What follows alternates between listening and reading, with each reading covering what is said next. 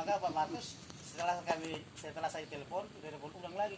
Nggak tahu berapa kali saya telepon lagi Pak, saya telepon terus. Ternyata nggak diangkat. Udahlah mau saya telepon lagi. Terserah nanti di sana aja lah kita mau ngomong apa lagi. Ternyata Pak Ian ngomong langsung sebetulnya saya, berarti berkat itu dikembalikan ke saya ya. Terima kasih Pak Ian atas apa yang kita jadi bisa ya. Puji Tuhan, saya akan baca firman Tuhan ini. Saya tidak khotbah, saya hanya membagikan sedikit firman Tuhan bagi kita sore hari ini ya. Riwayat Nuh. Inilah riwayat Nuh. Nuh adalah seorang yang benar dan tidak bercela di antara orang-orang sezamannya. Dan Nuh itu hidup bergaul dengan Allah. Haleluya. Haleluya. Saudaraku yang dikasihi oleh Tuhan, saya tertarik dengan Nuh ini. Kenapa saya bawa Nuh ini? Nuh ini seorang laki-laki itu biasanya berpikir dengan logika, sementara seorang perempuan berpikir dari hati ya. Sulit untuk orang untuk bisa menyesuaikan dirinya untuk bisa setara dengan keadaan yang apapun ya.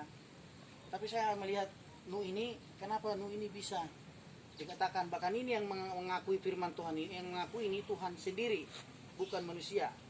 Nuh adalah seorang yang benar dan tidak bercela di zamannya ya.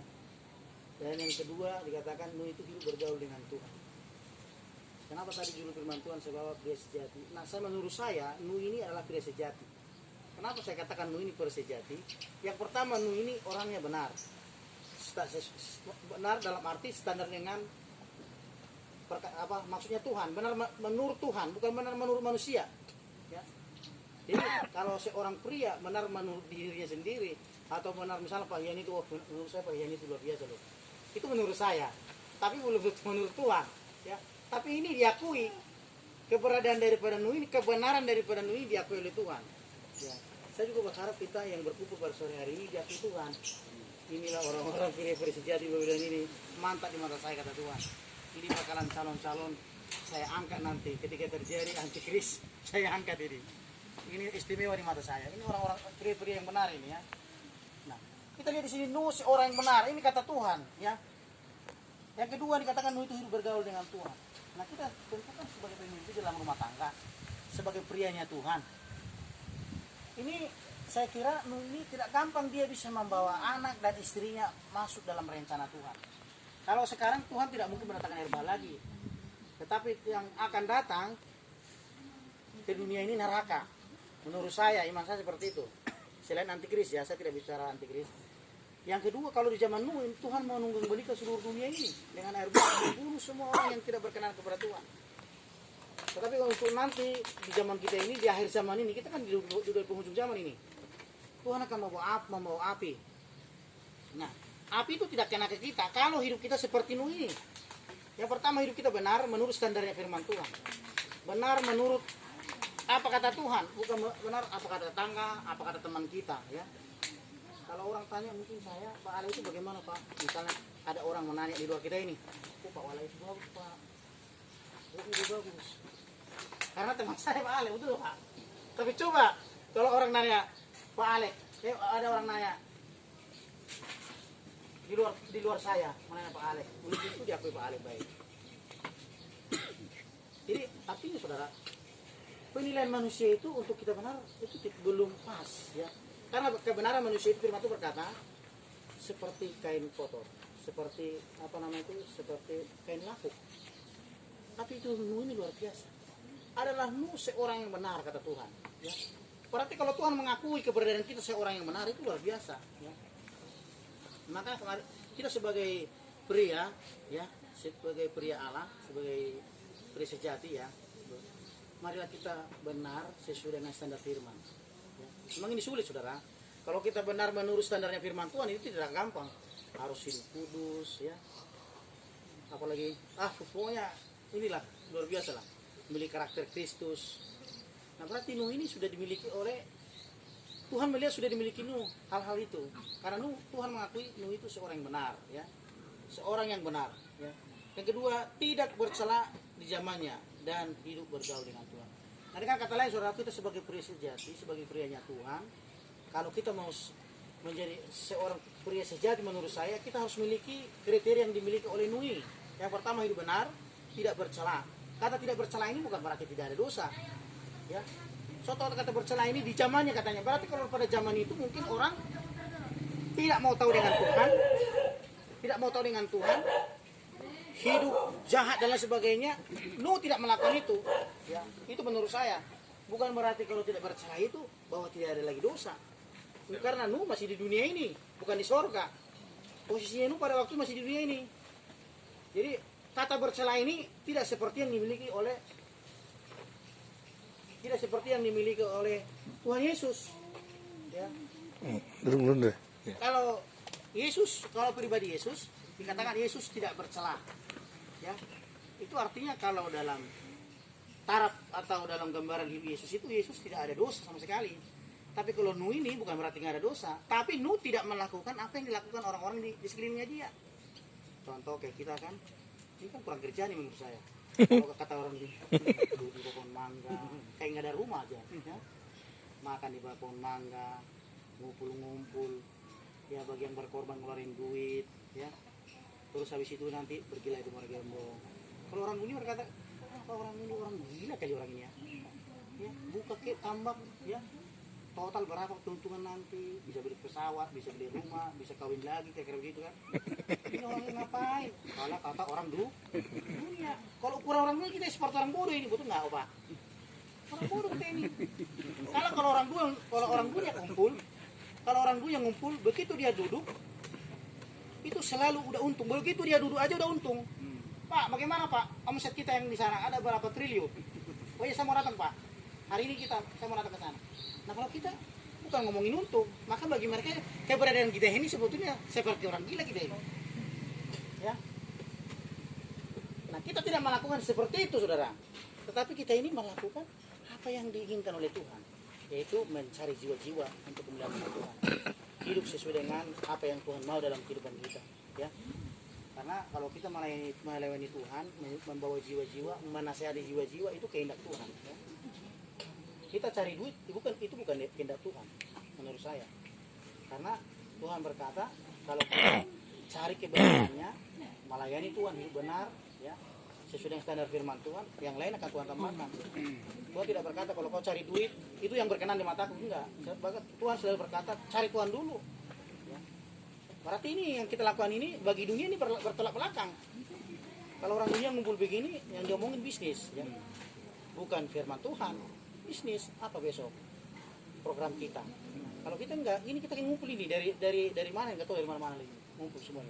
Tapi kita datang ngumpul di sini ada proyek Tuhan yang kita harus kerjakan. Dan saya percaya kalau itu kita lakukan, ya pasti Tuhan akan berikan kita upah. Ya Pak Ale ya, memberikan kita upah. Orang dunia, Mazmur berkata orang dunia itu pagi-pagi buta sudah pergi, ya kerja. Tetapi tetap aja seperti itu. Tetapi ada orang tidur diberkati oleh Tuhan. Ya. Kenapa diberkati Tuhan? Ya karena dia mungkin melakukan proyeknya Tuhan. Ya. Nah karena saudaraku, dari saya ini untuk kita bisa menjadi pria sejati. Kenapa saya katakan tadi bahwa ini saya kita di judulnya pria sejati. Saya mengakui, saya mengimani, saya melihat bahwa inilah salah satu pria sejati. Ya kita pria sejati. Karena tadi dia benar. Tidak bercela, artinya tidak bercela dia melakukan apa yang di sekitarnya.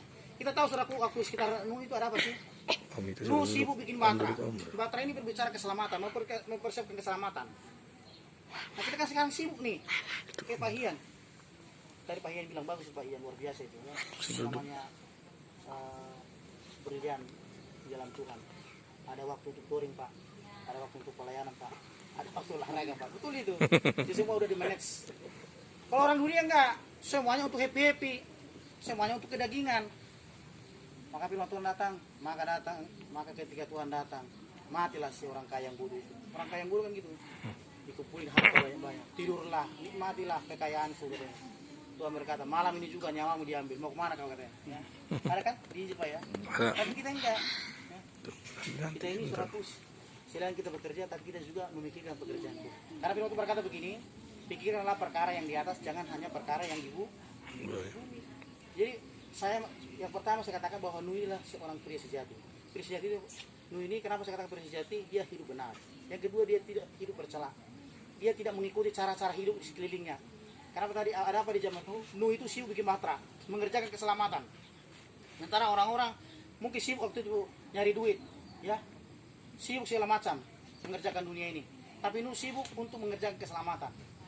Dan kita lihat saudaraku, di Alkitab ditulis Nuh itu memang tidak ditulis bahwa Nuh itu bertani, tidak ditulis. Tapi Nuh itu ditulis Alkitab, dia sibuk tiap hari membuat bahtera ini. Tapi pertanyaannya, dari mana mereka makan? Nggak ditulis Alkitab. Artinya memang tidak harus ditulis Alkitab, karena Tuhan itu berkata kalau semua ditulis di firman Tuhan, tinta yang di laut, kertas yang di bumi tidak cukup menulis. Betul nggak Bapak? Benar nggak Bapak ini? Pernah dengar nggak? Betul. Tinta yang di laut tidak cukup menulis, dan kertas yang di bumi tidak cukup untuk mencatat perkataan Tuhan. Memang tidak ditulis itu. Maka Nuh melakukan firman Tuhan, dan Tuhan menghantar orang-orang memberikan makan Nuh. Nggak harus ditulis begitu, ya. Kalau kita lihat Bapak saudara, semua pelayanan, punya gereja, orang tua, punya gereja, TK, punya baptisan, punya parkiran, punya lagi losmen seperti ini. Bayangin saudara, punya lagi tanah murah gembong, ya, belum lagi harta warisan dari orang tua. Padahal cuma menyampaikan firman. Ada orang pagi-pagi berangkat, pulang malam, atau cuma ngontrak, mati tidak punya rumah, sampai mati nggak punya rumah. Bayangin saudara, apa ini nggak luar biasa? Kurang bagaimana lagi berkat Tuhan bagi kita? Haleluya. Kurang bagaimana coba? Apakah kita bisa berkata, Tuhan, aku paling miskin ini? Apakah kita perlu berkata begitu? Pak Mianto juga sama. Pak Mianto cuma melayani Tuhan, punya rumah di perumahan lagi. Kalau saya di Kapling, Pak Mianto di perumahan. Punya lagi ayam-ayam, sudah bangun rumah orang tua lagi buat panti jompo, ya. Apakah itu nggak luar biasa? Ya, luar biasa. Tapi jangan lihat itu bahwa sudah mencari terlebih dahulu kerajaan Allah, sudah terdahulu melayani Tuhan. Ya. Nah, karena saudaraku, kita boleh di sini untuk menjadi ukuran persihati itu, kita semua dan saya. Yang pertama, dikatakan firman Tuhan, Tuhan harus mengakui keberadaan kita sebagai orang yang benar. Artinya hidup sesuai dengan firman Tuhan. Nuh pada waktu itu mungkin hidup sesuai dengan firman Tuhan. Yang kedua, tidak bercela, tidak melakukan seperti orang-orang yang melakukan itu. Kan banyak orang Kristen berkata, saudara, ya, kalau kita gereja mulu, pendeta mau makan apa? Padahal mereka lupa cari dulu kerajaan Allah, maka semuanya akan tambahkan kepada mereka. Ya. Orang kalau cari Tuhan baru itulah untung, ya. Tapi karena matematika manusia itu lebih melejit daripada Tuhan, jadi sehingga Tuhan dibiarin aja udah. Ya. Padahal sebetulnya kalau manusia itu cari Tuhan, dipelihara oleh Tuhan. Ya. Yang ketiga di sini katakan Nuh itu, yang ketiga dikatakan hidup bergaul dengan Tuhan. Nah, saudara, ini menjadi pengalaman karena tadi Pak Ian bilang membagi kehidupan juga Pak. Jujur semenjak kopi ini memang, ya saudara, ya kelemahan saya cuma satu saudara dalam hidup ini. Ya, saya ini orangnya tidak bisa menguasai diri, gampang emosi, ya. Sehingga itu kadang-kadang yang membuat saya salah kaprah, ya. Sehingga kebenaran yang saya miliki itu jadi hilang Pak, ya, karena gampang emosi. Nah, ya. Jadi bukan berantem, bukan, jadi terlalu memaksakan kehendak dalam segala hal, ya. Terlalu gimana ya, harus begini kayak begitu, ya. Sebetulnya nggak boleh begitu, ya. Ini saya berjuang ini, ya. Karena untuk pria sejati itu katanya ada lembunya, ada tegasnya. Saya cuma tegas doang, lembunya nggak ada. Saya harus cari yang lembunya ini. Jadi harus cari saudara, ya. Jadi marilah kita sebagai bapak-bapak yang ada di Bebelan ini, yang ada di sore-sore hari ini, marilah kita, pertama kita harus hidup benar. Yang kedua, kita harus hidup jangan bercela. Dalam arti konteksnya sekarang ini, kita jangan mengikuti gaya hidup orang-orang yang di sekitar kita. Apalagi kita Tuhan sudah mau datang ini, ya. Karena kalau buka YouTube, apalagi dikatakan kalau chip sudah dipasang katanya kedatangan Tuhan sudah di pintu, ya, kedatangan pengangkatannya itu sudah di mata. Jadi kita rindu juga semua diangkat oleh Tuhan, ya. Sambil kita kerja, sambil kita melayani, kita diangkat Tuhan, amin. Entah kita di mana aja diangkat Tuhan, karena kita melayani Tuhan, ya. Boleh kerja tapi kita juga harus melayani Tuhan. Pak ini itu bagus, ya. Dia tuh kerja kantor hari biasa, hari Sabtu atau hari Kamis dia kasih melayani Tuhan. Nah, yang kita lihat sini bergaul dengan Tuhan. Ini yang kami lakukan saudara, ya, selama mulai terjadi, sebetulnya dari dulu waktu suami istri, tapi puji Tuhan dengan adanya kopi ini, dari mulai bulan berapa kopi, ya? Bulan 2, ya. Dari mulai bulan 2 sebelum, iya, dari bulan 2 lah itu, kita hari Jumat itu kemudian lagi 2 puasa, sampai hari ini kita selalu ada 2 dan setiap sore dan juga setiap pagi baca firman Tuhan. Dan puji Tuhan udah ada hampir 2 minggu saya jadi tertarik Pak baca ini. Jadi ini pembacaan kami pagi-pagi Amsal, Mazmur 91, Mazmur 23, tapi bukan berarti jadi hafalan, itu diimani supaya Tuhan jadi gembala, supaya Tuhan jadi perlindungan. Amsal itu kan bicara nasihat. Terus di kitab, sekarang pembacanya di kitab Yesaya. Karena kami harus baca dari Kejadian sampai Wahyu. Itu kenapa dibaca itu? Sekarang lagi di Yesaya. Sudah berapa kali istri saya sih memang, tapi terus ulang-ulang. Tapi ini baru 2 minggu ini saya bilang sama istri anak saya, kita harus baca ini nak ya. Saya tertarik dengan kehidupan ini. Dia dengar firman, dia lakukan. Jadi walaupun kita banyak beribadah, banyak memuji Tuhan, kalau kita dengar firman nggak lakukan, kita nanti dibakar. Kita nanti nggak diangkat Tuhan, kita nanti nggak masuk surga. Jadi biar kita seperti Nuh nanti ya, kita belajar dari Nuh ini. Ketika Nuh melakukan firman Tuhan, maka Nuh melakukan tepat seperti yang Tuhan perintahkan. Maka saya tertarik ini, karena ini sedang kami gumuli di dalam rumah tangga kami, di dalam kehidupan kami. Ini tiap hari nih, setiap pagi. Ya. Kalau 2 malam itu saya itu yang ini apa? Saya sekarang kami udah saya 25. Jadi kita seseringkan. Saya bagikan sama pujian penyembahan, doa syafaat, firman baru 2 penutup. Seperti itu. Karena saya lakukan aja begitu, anak saya masih terpengaruh dengan lingkungan. Masih terpengaruh. Ya. Apalagi tidak ada doa sama sekali. Bisa hancur. Ya. Itu. Jadi saya mencontek kehidupan ini. Ya. Jadi ini juga Pak yang saya bagi kepada kita, biarlah juga kita mencontek kehidupan ini. Ya. Kita belajar seperti ini. Kenapa saya tertarik membawa firman tentang Nuh ini? Karena kesimpulan daripada Nuh ini saya lihat Nuh ini berhasil membawa anak, istrinya, mantunya masuk di dalam rencana Tuhan. Demikian juga kita sebagai pria sejati atau sebagai pria Tuhan. Hendaknya juga kita nanti kalau bisa kita berhasil membawa anak kita masuk surga, istri kita masuk surga, mantu kita masuk surga, cucu kita masuk surga. Jangan sampai cuma kita doang yang masuk surga. Itu harus kita tangisin, kita harus usahakan. Jangan sampai kita doa sendiri di kamar. Nah udahlah biarin aja lah, nanti kalau disuruh mereka malas itu udahlah saya aja lah daripada mereka. Jangan saudara. Kalau bisa, ayo kita dulu sama-sama ya. Kalau lagi ada waktu ya, kalau lagi ada waktu jangan paksakan. Tapi kalau lagi sama-sama di rumah, walaupun cuma sebentar. Ya. Karena saya lihat Nuh ini, Nuh bisa membawa anak istri mantunya masuk dalam rencana Tuhan. Gak gampang loh saudara. Ternyata kenapa bisa? Ini menjadi pertanyaan yang menarik. Kenapa bisa Nuh? Ternyata Nuh itu pertama dia jadi patron.